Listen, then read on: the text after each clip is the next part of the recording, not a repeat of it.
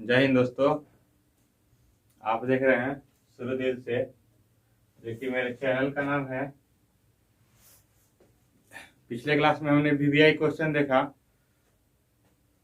आज की क्लास में भी हम लोग वीवीआई क्वेश्चन देखेंगे। अर्थव्यवस्था का अर्थ, ठीक है। अर्थव्यवस्था का अर्थ या अर्थव्यवस्था से आप क्या समझते हैं, अर्थव्यवस्था क्या है, तो सिंपल सा जानेंगे। पहले हम लोग उसका डिफिनेशन देखेंगे, अर्थव्यवस्था क्या है। तो आइए देखते हैं। कह रहा है वैसी व्यवस्था या संगठन, यानी वैसी व्यवस्था या संगठन जिसके अंतर्गत समाज के सभी सदस्य अपने आर्थिक क्रियाकलाप द्वारा जीविकोपार्जन अर्थात आवश्यकताओं की पूर्ति करते हैं। जीविकोपार्जन का मतलब होता है आवश्यकताओं की पूर्ति करते हैं, उसे कहते हैं अर्थव्यवस्था, ठीक है। तो क्या होता है, तो वैसी व्यवस्था या संगठन, ठीक है, जिसके अंतर्गत समाज के सभी सदस्य अपना आर्थिक क्रियाकलाप मतलब होता है जैसे हम लोग को कुछ आवश्यकता होती है जीवन यापन के लिए, यानी जीवन यापन के लिए जो हम लोग कुछ आवश्यकता होती है, यानी खाने के लिए भोजन, ठीक है, पहनने के लिए वस्त्र और रहने के लिए घर। तो ये सब किससे पूर्ति होगा, यानी मान लीजिए कि खाने के लिए भोजन चाहिए, तो वो उसके लिए हम लोग क्या करना होगा, अनाज चाहिए। अगर अनाज चाहिए, अनाज के साथ साथ, ठीक है, कुछ हो गया जैसे मर मसाला तेल वगैरह, सब कुछ तो घर पे होगा नहीं, यानी खेती भी करते हैं तो सब कुछ नहीं होता। उसके लिए क्या चाहिए, रुपया पैसा। तो रुपया पैसा, यानी ये रुपया पैसा हम लोग का क्या है, आर्थिक है, यानी ये इसी के तहत हम लोग क्या होता है, जो आवश्यकता की चीज होती है उसको हम लोग क्या खरीद कर अपना आवश्यकता पूर्ति करते हैं, ठीक है।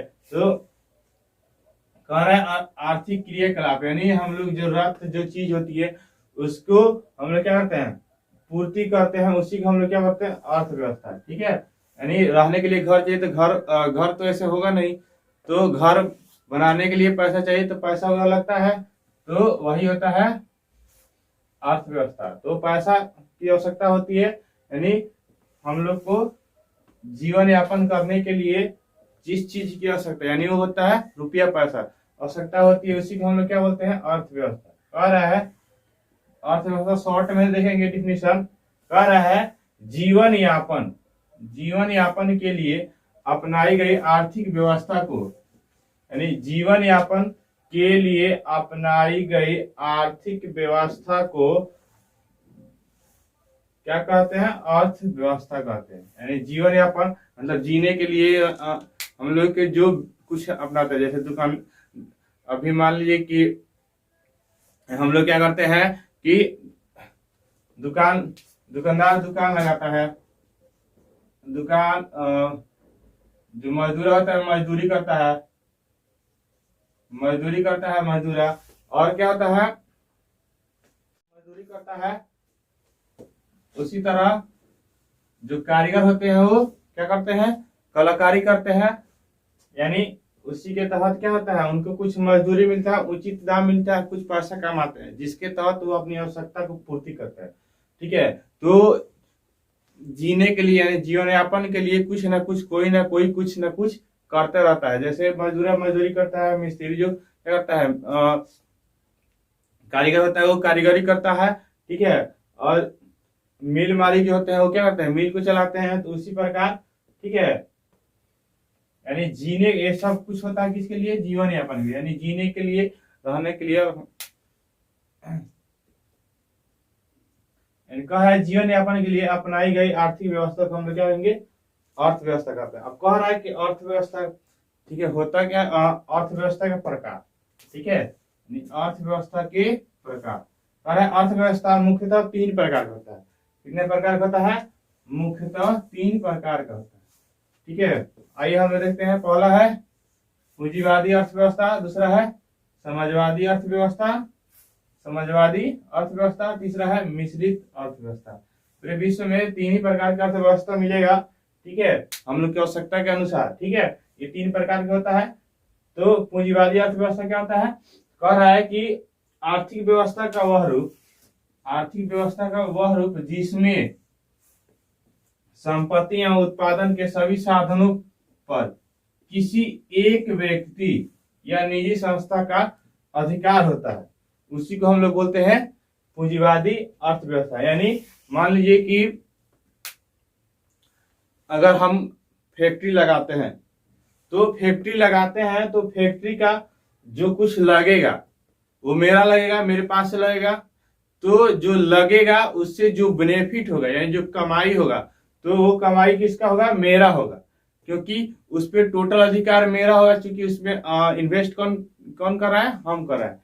यानी मान लीजिए जो पैसा कुछ लगा रहे हैं, तो सिंपल सा मान लीजिए दुकान करते हैं, हम दुकान करते हैं, जैसे हमारे मोदी जी कह रहे हैं कि वह पकौड़ी बेच रहे हैं। मान लीजिए हम पकौड़ी बेच रहे हैं, तो उसमें जो कुछ मटेरियल लग रहा है वो किसका लग रहा है, मेरा लग रहा है।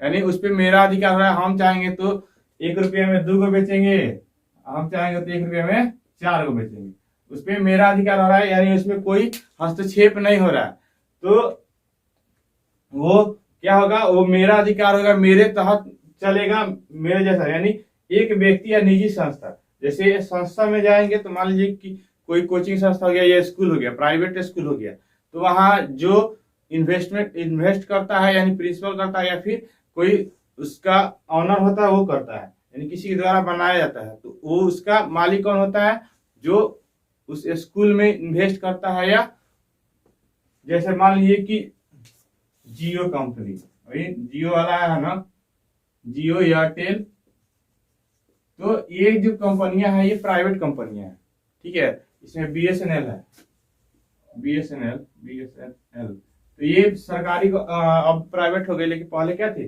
सरकारी। तो ये जियो और एयरटेल जो है ये क्या है, एक संस्था है, एक निजी संस्था है, यानी प्राइवेट कंपनी है, प्राइवेट मतलब निजी संस्था। इस पे जब भी होगा जियो पे, यानी अंबानी का अधिकार होगा, यानी अंबानी का ही अधिकार होगा। इस पे रोक टोक नहीं करेगा, कोई जाकर नहीं कहेगा कि भाई हमको आधा दे दो, या फिर मेरा हक हुआ मेरा दे दीजिए, ठीक है ना। है इसमें गवर्नमेंट भी, सरकार भी इसमें नहीं ले सकती है।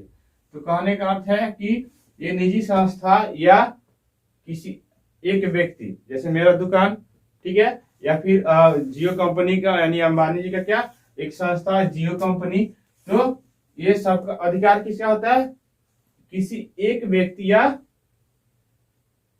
निजी संस्था का होता है, उसी को हम लोग बोलते हैं पूंजीवादी अर्थव्यवस्था, जिसमें क्या होता है,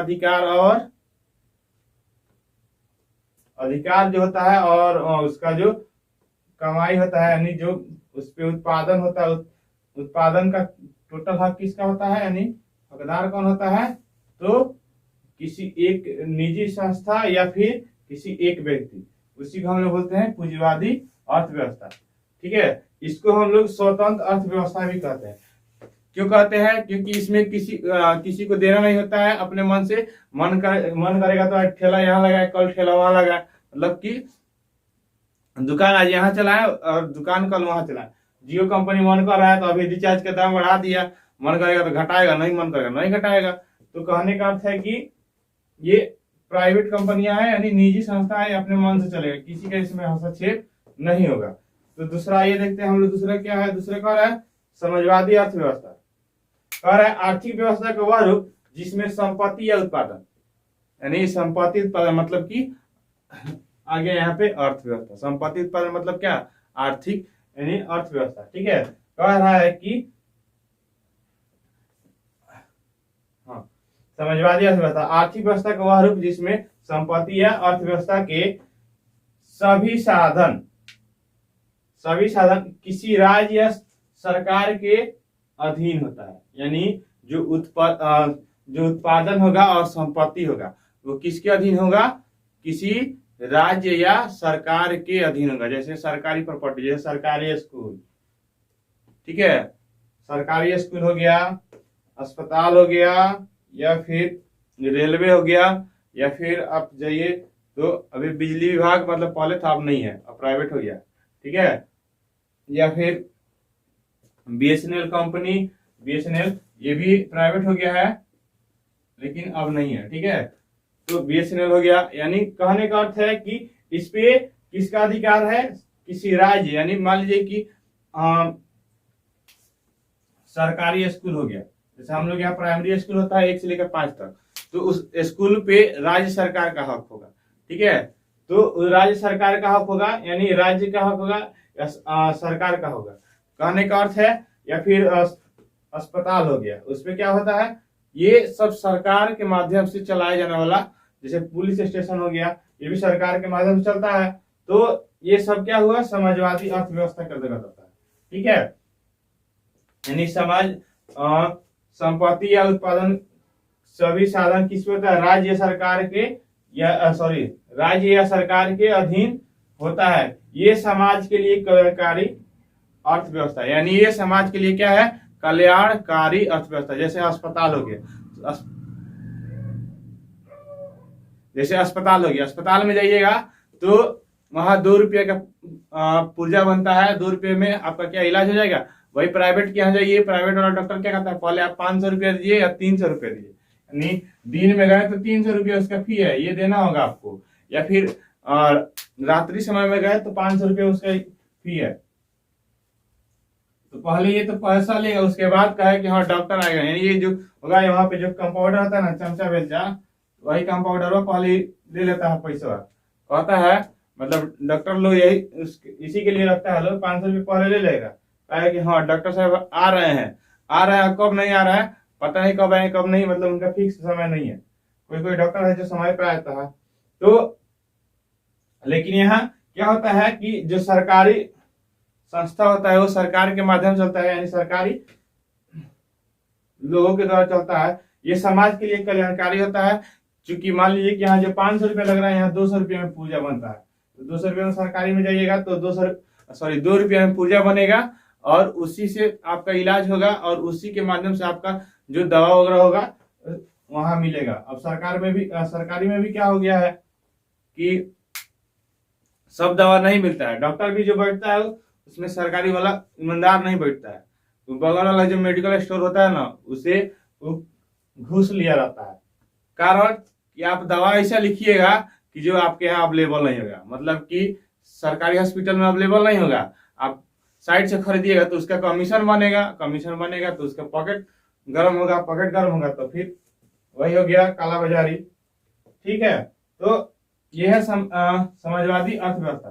तीसरा कह रहा है मिश्रित अर्थव्यवस्था, ठीक है। मिश्रित अर्थव्यवस्था देखते हैं, कह रहा है आर्थिक व्यवस्था का वह रूप जिसमें संपत्ति या उत्पादन के सभी साधनों पर पूंजीवादी तथा समाजवादी, देखिए दोनों का डेफिनेशन आ गया, पूंजीवादी तथा समाजवादी दोनों का अधिकार होता है। इसके अंतर्गत सार्वजनिक तथा निजी क्षेत्र दोनों आते हैं, यानी इसमें सार्वजनिक और निजी, यानी प्राइवेट संस्था, यानी हम लोग क्या एक पूंजीवादी भी आएगा और समाजवादी भी आएगा। यानी कहने का अर्थ है कि इसमें सरकार का भी आधा होगा और प्राइवेट भी आधा होगा। जैसे अर्ध सरकारी सुने ना नाम, तो अर्ध सरकारी में क्या होता है, मतलब कि आधा वो सरकारी है आधा वो प्राइवेट है। तो जैसे कॉलेज हो गया, बहुत सारा कॉलेज, उसमें होता क्या है कि अर्ध सरकारी होता है, यानी सरकार द्वारा मान्यता प्राप्त होता है, ठीक है। यानी सरकार उसको अथॉराइज देती है कि हाँ भाई आप चला सकते हैं, लेकिन इसके एवज में आपको कुछ पैसा हमको देना होगा।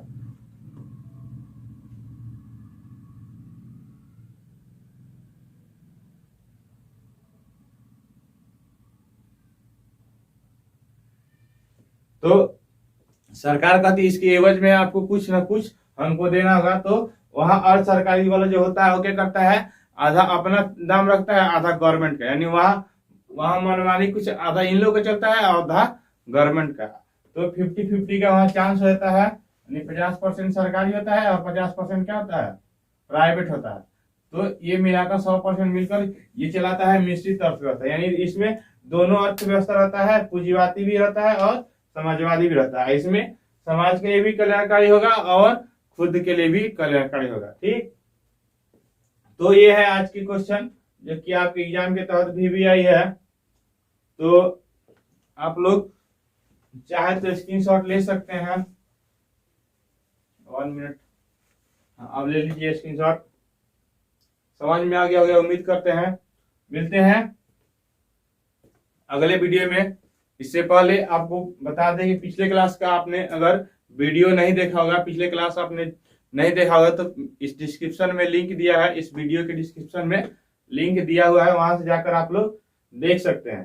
ठीक है, तो ये है आज का क्वेश्चन जो अर्थव्यवस्था पे था।